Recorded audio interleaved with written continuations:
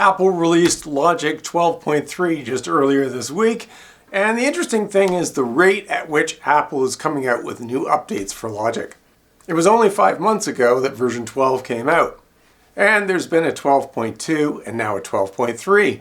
This is a minor upgrade, but there are some new features worth considering. One thing to consider is this new demo project from Apple by Kalani and Usher. Did I say Usher? Usher. By Kalani and Usher. If you go to the sound library, it's up in the left here and you can download it. I've already downloaded it. It's a huge project with lots of great demo information in it. It's got 162 tracks. And look at this. This last group here, Violin Layered, has 56 violins. I mean, it's really interesting just to see how it's laid out. Should've never. Should've never. Should've never. I try to tell myself you're never gonna get it again. You could take a look at the effects that are being used. Notice there's 1, 2, 3, 4, 5, 6 sends. Each one of these sends is doing something different. So that first send is using the Quantec room simulator. Second one is using Chromaverb. What's the third one doing? It's using the very simple Logic Echo. You've got ChromaGlow in there as well, adding some saturation. Then you've got a combination of stereo delay, this heavenly chorus. Just interesting to see what they're doing for drums. How significant some of these little things are.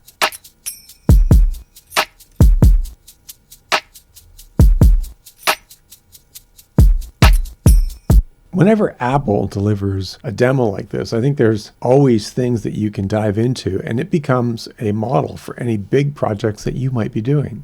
Every time that I tell myself that I'm probably gonna let you go, I get 1 foot out the door, then you come and pull me back for more. You know I can't resist you, that's my issue. Forget the we've been through, cause you always put it down for me, make it simple like alchemy. It's interesting just to see some of the audio files that are incorporated into this thing. If you are going to be working on a large project, take a look at the mixer setup here, the sub-mixers, how things like drums, stacked folders, and summing folders. Imagine mixing this, but it's great. It's very interesting. One of the features in 12.3 that everyone will talk about is the visible grid lines. You can see here I've zoomed in and you can now see grid lines translucently through every region, an audio region or a MIDI region, and you have some control over how defined those grid lines are. If you go under Settings, View, Tracks, here's the control for the grid lines.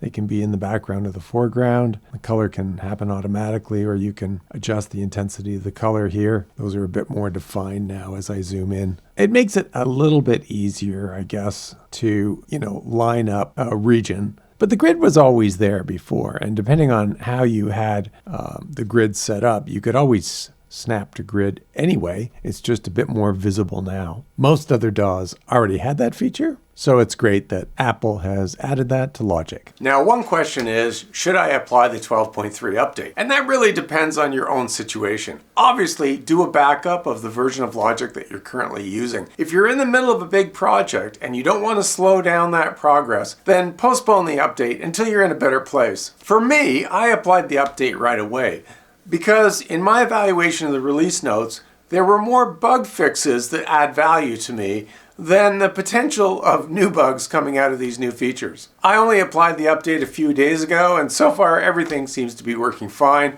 but I wouldn't call that a thorough test. There's some enhancements to Beat Breaker where they've added cutoff, resonance, panning, and a random button. You can add Beat Breaker to any audio track or a MIDI track. Use it sort of like an effect. So here's the doubling. You can take a piece, increase the repeats. I've always had this time option to sort of break up the beat.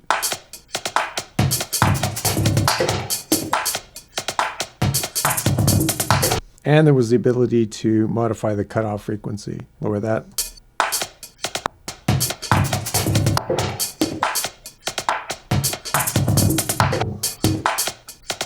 Well, they added resonance, which is kind of the opposite of the cutoff. Increase the resonance.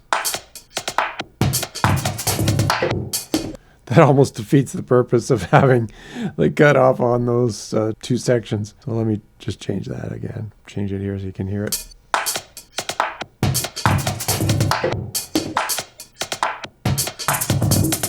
Volume you had before, that's really not changed. It's the panning here that's kind of new. And this random button. I hit the random button. You can see this is just going to randomly pan things. I can use a curve.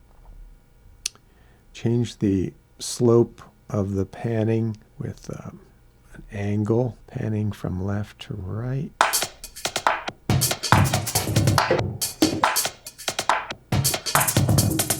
So the difference is a lot of these capabilities to adjust the slope, curve, and of course I mentioned the random function. And you can apply the random function to each one of these parameters individually or to the entire beat. You've got presets down here, which were there before.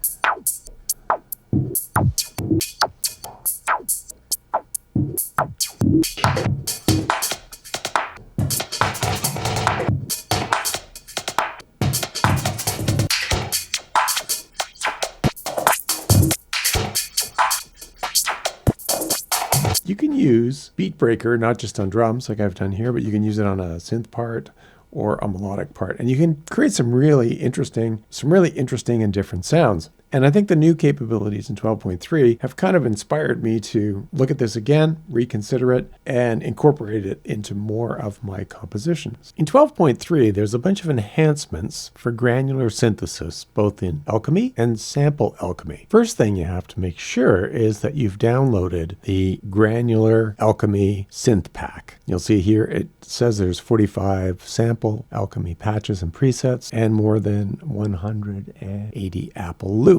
Where are the loops? Click on the loop library, Granular Alchemy.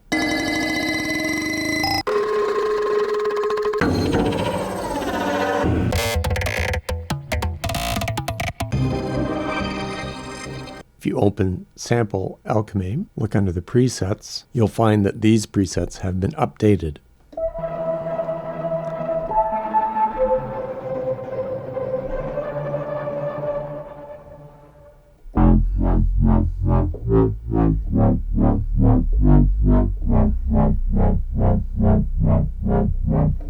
Now, in terms of improvements to granular synthesis, let's take a look at Alchemy. In Alchemy, I'll start with an initialized preset, nothing in there at the moment, and I'm going to drag a loop into the granular synth of part A. Here's the loop I have. Drag it into A, granular. But with sync turned on, I can play around with the formant.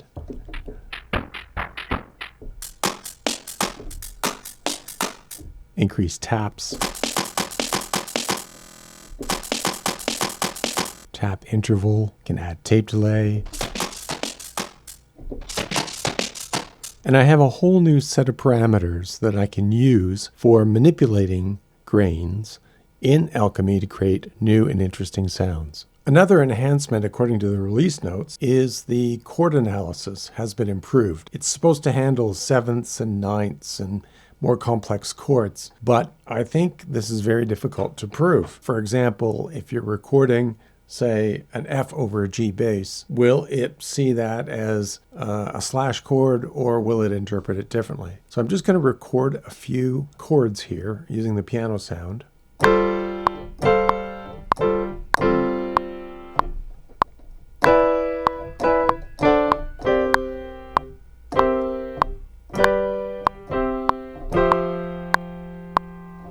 Nothing special with those chords, except that in many cases, it's a complex chord with a different bass note. Now, if I drag those chords into the global chord track, it'll do its analysis. Unfortunately, it's got some of them correct, like the sus2 chords, And look at that. That first chord, it does have F over a G bass. Interesting.